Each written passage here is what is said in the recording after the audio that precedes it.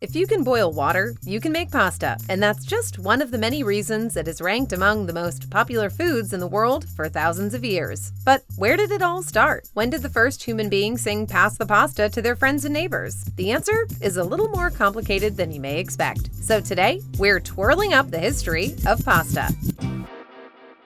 Before we get started, be sure to subscribe to the Weird History Food channel. After that, please leave a comment and let us know what other staple foods you would like to hear about. Okay, that pot is never gonna boil if you keep watching it.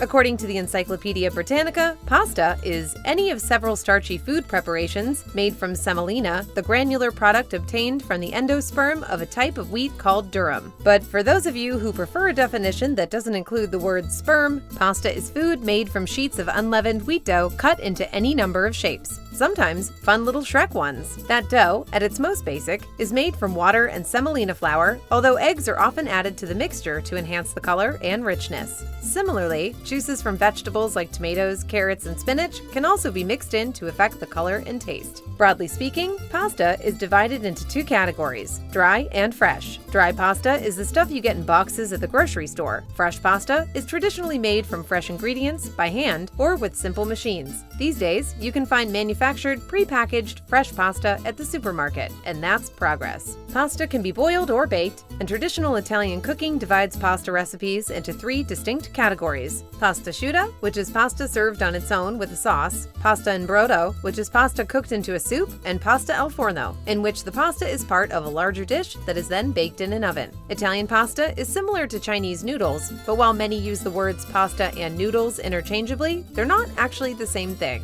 Asian noodles, for one thing, are made from a much wider variety of ingredients and are subject to a different stretching process. They're also older, like by a lot.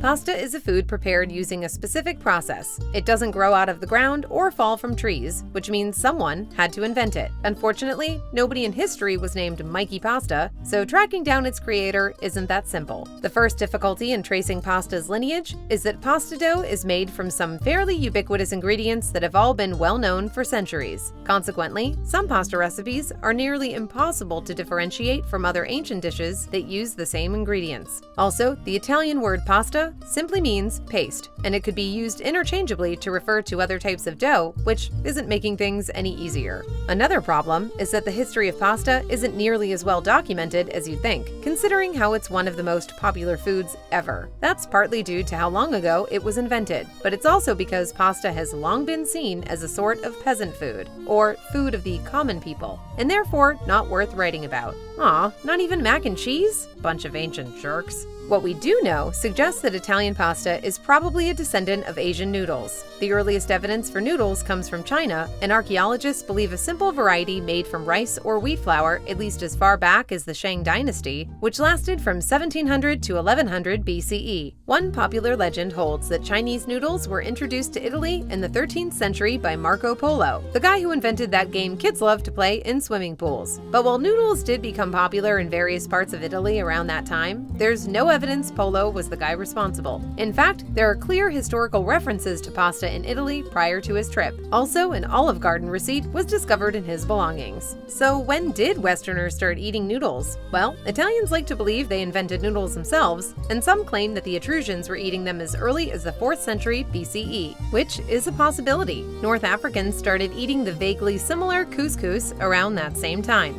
But most experts reject this hypothesis because the first totally unambiguous Western reference to noodle consumption wasn't recorded until the 5th century CE, and that's in the Jerusalem Talmud. The reference is to a food called etrian, also known as etrium in Etruria. It was water and flour pounded into dough and cut into strips. Possibly created by Arab travelers as a way of preserving food on long journeys, etrian was known throughout the Mediterranean. Those Arabs might have gained knowledge of noodle making from further east, but no one knows for sure. In any case, etrian was most likely how Italians first caught on to the whole noodle thing. The first actual reference to noodle production in Italy doesn't actually come until the 12th century, when an Arab geographer reported seeing noodles being made in Sicily to serve serve as part of a soup. Pasta's original role seems to have been as an extender in soups and desserts, but the Italians would eventually find more uses for it, and while they can't claim to have invented pasta, they are likely the first people who ate it on its own in a bowl with some sauce. So the bottom line is, given the simplicity of the ingredients and the recipe, it's highly likely that noodles arose independently in various places, at various times, as a result of good old parallel thinking and the broader exchange of ideas. Sort of like that year when we got 2 asteroid movies, or the year we got 2 Hercules movies. This is all to say that it's likely no single culture invented pasta.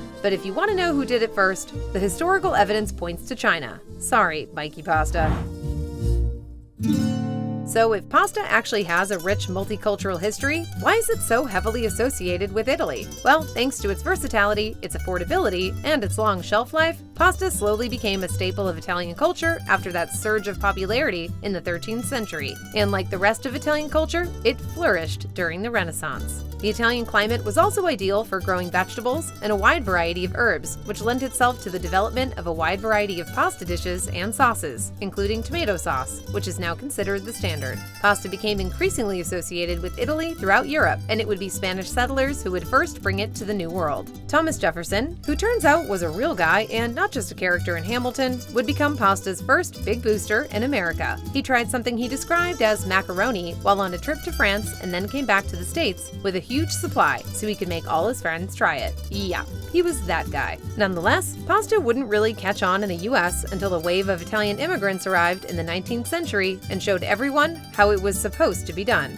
It quickly became all the rage, and the Italian dish of spaghetti and meatballs was soon as American as baseball and apple pie. The whole thing is especially amusing because spaghetti and meatballs isn't actually Italian. In fact, though there are Neapolitan dishes that use tiny meatballs in their recipe, spaghetti and meatballs is pretty much unknown as a dish in Italy. It was actually created, or at the very least popularized, by Italian Americans who were adjusting their old world recipes to what they had available in the States. Published recipes for spaghetti and meatballs started appearing in the late 19th century, which is impressively quick, considering the word spaghetti itself was never recorded before 1875.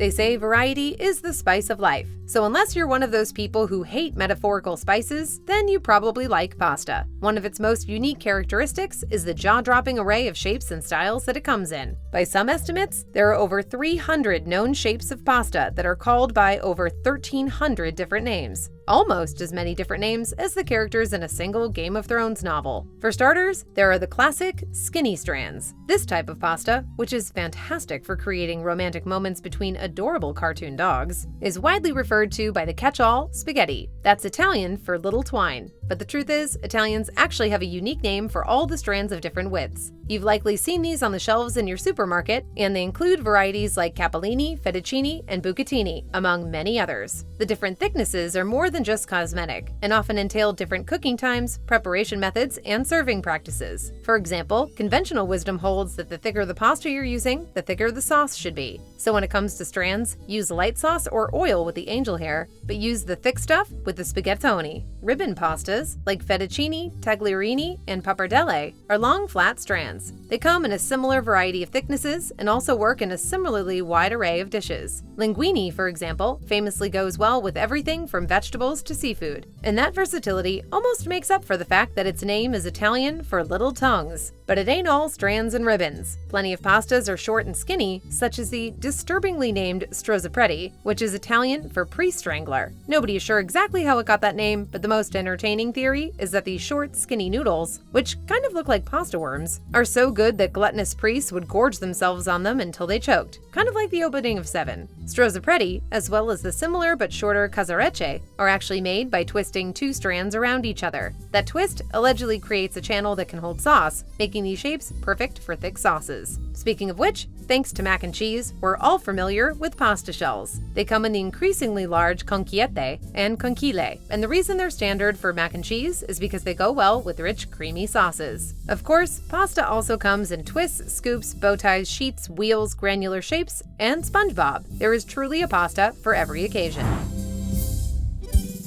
Today, the type of pasta most Americans are familiar with is dry pasta imported from Italy. As for Italians, their most widely used brand is Barilla, which also happens to be the world's largest pasta manufacturer. That means their wares are widely available in supermarkets around the world, so you don't actually have to go to Rome to do as the Romans do. Dry or fresh, most brands of pasta you'll find at the supermarket are mass-produced. That process starts with machines that mechanically knead the dough until it's dry and firm. Once that's done, flavorings are added if it's a flavored pasta, and eggs are added if it's egg-based. Next, a machine called a laminator, which is different from the thing you use to make a fake ID, pounds the dough into flat sheets. After that, it's subjected to a vacuum to compress out excess water and air bubbles, and steam is applied to kill bacteria. Then it's off to be cut, which is where all the fun shapes happen. The pasta is then left to dry, a process which can vary in time depending on type and thickness. Finally, the dry pasta is dumped into those little cardboard boxes you're used to buying them in, and the fresh pasta is sealed up in fancy-schmancy airtight containers with gases like carbon dioxide and nitrogen to prevent bacterial growth. From there, it's onto the supermarket shelves, into your kitchen, and onto your table. Hasta la pasta, baby! So, what do you think? What's your favorite pasta dish? Let us know in the comments below, and while you're at it, check out some of these other weird history food videos.